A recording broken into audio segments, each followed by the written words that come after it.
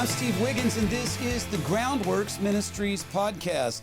Now, today we're reading from the book of Jeremiah, chapter 25. Let's focus on verses 15 through 17.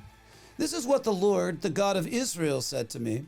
Take this cup of wine and of wrath from my hand, and make all the nations I'm sending you to drink from it.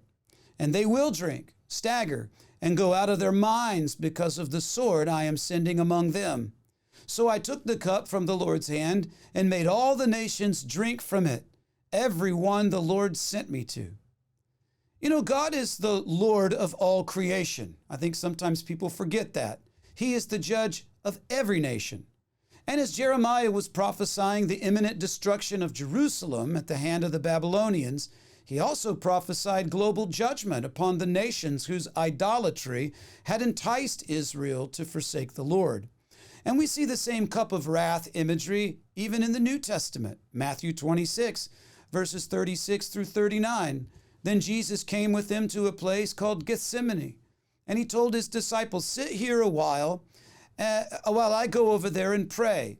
Taking along Peter and the two sons of Zebedee, he began to be sorrowful and deeply distressed. And then he said to them, my soul is swallowed up in sorrow to the point of death.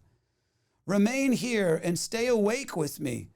And going a little further, he fell down face down and prayed, my Father, if it is possible, let this cup pass from me. And yet not as I will, but as you will. So the cup offered to Jesus was mandatory, for sin must be punished justly. Jeremiah 25, verses 27 through 29. And then you are to say to them, this is what the Lord of hosts, the God of Israel says, drink, get drunk and vomit. Fall down and never get up again, as a result of the sword I am sending among you. And if they refuse to take the cup from you and drink, you are to say to them, this is what the Lord of hosts says, you must drink. For I am already bringing disaster on this city that bears my name, so how could you possibly go unpunished? You will not go unpunished, for I am summoning a sword against all the inhabitants of the earth. This is the declaration of the Lord of hosts. You see, even Jesus' disciples were unable to remain vigilant. All humanity is sinful and in need of merciful salvation, and yet Jesus loved us even while we were yet sinners. Matthew 26, verses 40 through 47. And then he came to the disciples and found them sleeping. And he asked Peter, so couldn't you stay awake with me 1 hour? Stay awake and pray so that you won't enter into temptation. The spirit is willing, but the flesh is weak. Again, a second time he went away and prayed, my Father, if this cup cannot pass unless I drink it, your will be done. And then he came again and found them sleeping because they could not keep their eyes open. After leaving them, he went away again and prayed a third time, saying the same thing once more.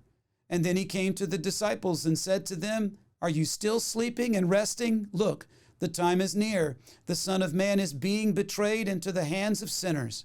Get up, let's go. See, my betrayer is near.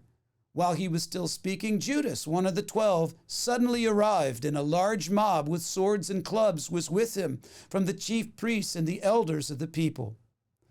You see, only sinless Jesus could have accepted the cup and fulfilled God's just requirement on our behalf. I'm Steve Wiggins, and this is the Groundworks Ministries podcast. Now, Groundworks Ministries operates entirely through financial donations from faithful people like you. And yes, we need your monthly support. Donating is secure and easy at our website, groundworksministries.com. Another way to help is to tell people about Groundworks Ministries. You can share these podcasts with friends and family, share them on your social media. And of course, you can always direct folks to our website, groundworksministries.com.